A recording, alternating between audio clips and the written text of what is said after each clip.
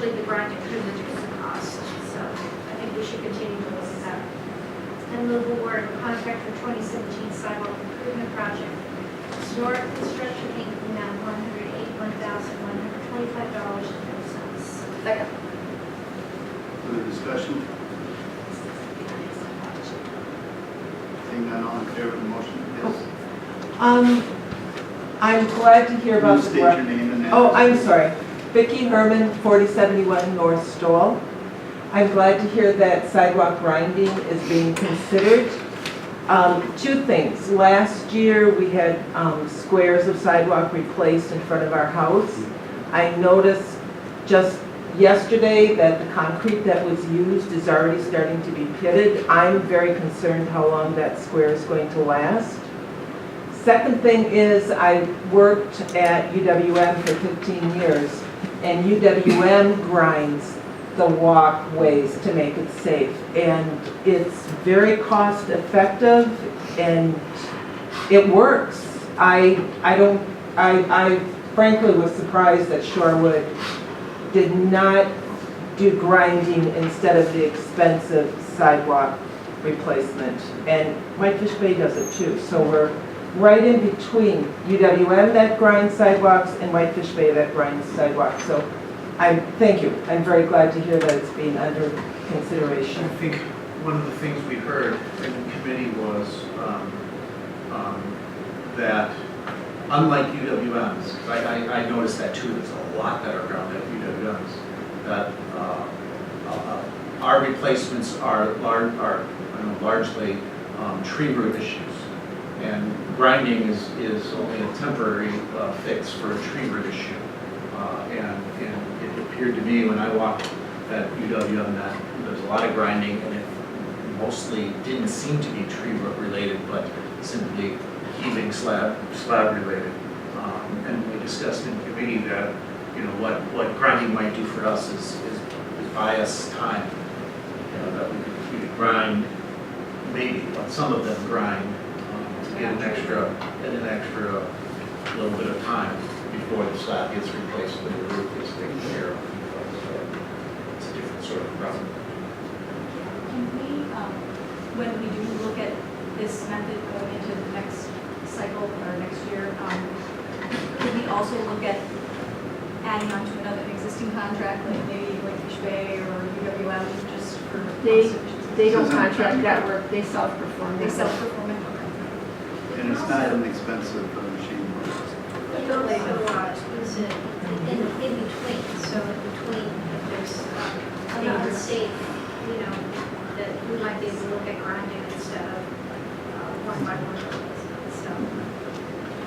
so I think it's great that DPW is willing to look at it and consider it, and hopefully we can just add it to our toolkit, as the planners like to say. I think the interesting thing that we found out in committee is that the machine itself is not very expensive, but the blades are diamond blades, and they run close to $1,000 each, and we don't know how many blades, or how many squares you could, seams that you could grind before you would need to change blades, but there is an ongoing cost associated with it. It's just interesting, it never occurred to me that I didn't know what was involved at all, so it's not a deal breaker, but it'll be an interesting proposal when we get more information. And there's the other issue that it's very dirty too when you're grinding.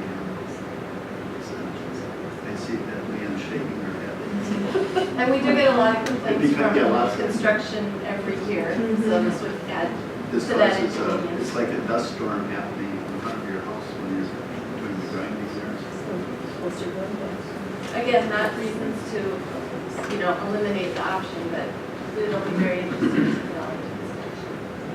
And when would we discuss assessment versus tax roll on that issue? When would we revisit that? Whenever we, Okay. okay, any other discussion? Is there a motion? Second? All in favor of the motion stated, say aye. Aye. Opposed? Okay, move on to refuse equipment. Our next item is the purchase, now that we've made made our decision about refuse collection and enhanced alley service, which really is just enhanced that for recycling, which seems refuse.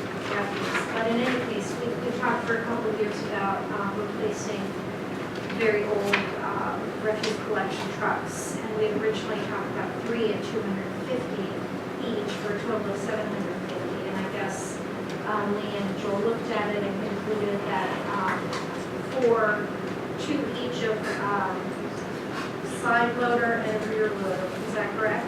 Would better suit the various needs that the DPW has.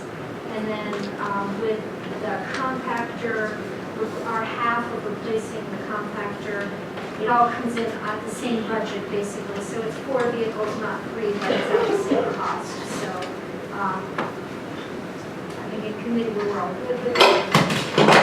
I'll move to approve the purchase of 2 Lavery Expert 2000 side loading refuse bodies built on 2 Mack LR 612 chassis in the amount of $528,778. Also, I move to approve the purchase of 2 Leach rear packer refuse bodies built on 2 Mack LRs. Do we really need to have these definitions in here? It's not fun? You don't think that's fun? LR 612 chassis in the amount of $397,532. And I move to approve the purchase of 1 Seabright model number 98842-2-6 refuse compactor in cooperation with the Village of Whitefish Bay at What's the serial number? a cost less traded of the existing unit of $96,475 with half the amount being funded by the Village of Whitefish Bay. Discussion? I couldn't hear you. Could you repeat that? I didn't even understand. I'll just, tiny bit of background on the numbers of the trucks. We currently own 4 load-all garbage trucks. One of them is reserved as a backup. We run 3 routes. When we first started talking about examining refuse options, at that point we had thought that we could utilize a 3-truck fleet, and the thought process behind that was that we would be moving to a significant amount of automation.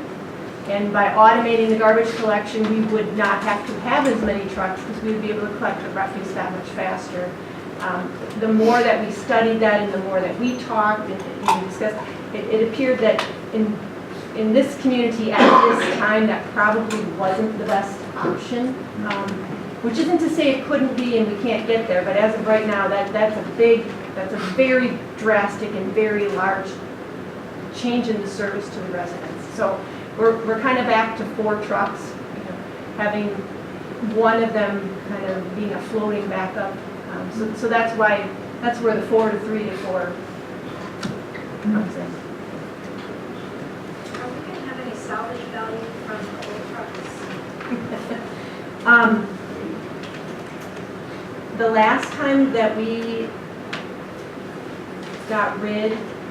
disposed of our backup garbage truck, we drove it right to Miller Compressing, and I think we got about $90 for scrap. And that's the shape they're in. So we will get something, but I wouldn't expect it to be significant. Trustee Rosie? I might have misunderstood, so I'm just asking for clarification. I'm concerned, I thought that we pushed off, we took this out of this year's budget, and I could be wrong, so I'm asking for clarification, because we were concerned with taxes this year. Now, granted, we need them, once we made that decision, but I just would like clarification that, is this already included in our tax rate? I know we purchased a police station this year, so I felt that was one of the reasons we pushed it off to 2018, but I just want clarification. Well, again, the board approved this in 2016, but was unable to act on matters that affected the selection of the vehicles, so that was deferred ultimately to 2017, therefore it wasn't in the 17 budget. Right, so, and in 16, the money dropped down, correct? I mean, No, we never borrowed for the money. right, so it was approved, I get that, and then if we purposely didn't, my recollection, and I could be wrong, is that we purposely didn't put it in this year because we were concerned with keeping the tax rate at whatever we adopted. And so this would be additional borrowing.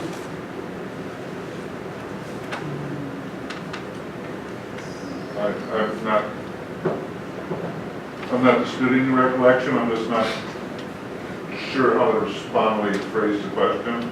I mean, obviously, the resolution calls for the issuing of borrowing to pay for the vehicles, and just as it did in 2016. I think the answer is yes to your But it question. goes to debt service.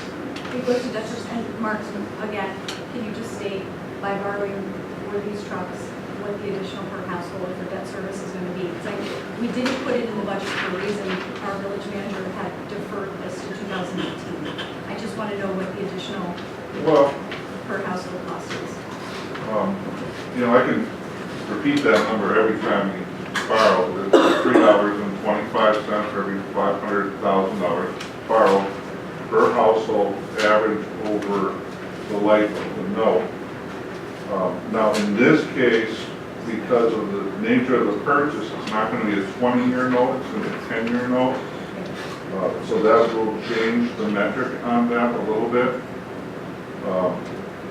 I haven't run any mathematical computations to hash out what that's going to mean per household. Is it like Over a period of time, it's less interest we'll pay, so Right. notes are better than bonds with that respect, so. I'd just like to get a feel for what we're adding to someone's, I mean, I always ask that question, and thank Well, you. I mean, I just pulled out my long-range financial plan because we did have it in the long-range financial plan for 2018, so we're really just moving it up a year. Yes. That's what I just said. Yes. Yeah, again, staff's challenge is trying, again, to compare long-range planning documents to annual operating capital budgets, and sometimes those things do get off kilter. In aggregate, the cost for this is in the long-range plan that you reviewed last year. However, because purchase wasn't made in 2016 as originally thought, you would reauthorize the borrowing in 17 to make this purchase at the end of this year. And the reason that we ask you to do that is that we can issue these notes or some other funding arrangement much more affordably than we can going out for a completely independent bond issue. And we would still prefer to hold off those decisions until after the next long-range planning meeting, and some program scope decisions can be made by the board for the next few years, which will ultimately result in a borrowing probably in August of 2018. So this is $1 million in a note. What is that approximately per household? And you can give me the. I haven't run those numbers. You said three and a quarter approximately per 500,000. That's based on a 20-year schedule. So So now the term changed, but the interest goes down. Notes are going to be, Give us a roundabout. $8 a year Is it for eight? refuge trucks. No, I Seems just pretty would like reasonable. to know the number, Yeah, so I can yeah. relate it to some asking. I haven't worked it out. It would be helpful if we had that, because I always ask the same question. Thank you. Well, when we borrow the notes, I will definitely have that number calculated. Right? I anticipate that to be sometime probably in September. And thank you, I'd like it then too, but before we actually approve the expenditure, I would like to know approximately, it doesn't have to be the actual amount. I don't have that information. But you're saying that it helps you decide whether you can vote yes on this now? Well, it's a mid, to me, we didn't do it during the budgeting season, and so we know when we adopted the budget, how much per household our borrowing was going to cost the taxpayer. and we deferred it for a reason. I mean, I don't know if everyone recalls that, but, so if we're moving up the spending, I just want to know how it's going to impact that. Again, I do apologize that I hadn't contemplated the calculation there. But if I could also add that the board also agreed last year to a 5% stabilization rate on debt service. So to that end, it doesn't really matter. But you're going to be taking more. The burden on the homeowners will be the same. It's something that we need to do. I mean, it'll change the metrics on the stabilization without a doubt. I mean, again, I apologize, I didn't work up the number, and I just don't want to guess and be $1 off. I think that would be disingenuous. Any other discussion? Okay, we have a motion and a second for the purchase of these vehicles. All in favor,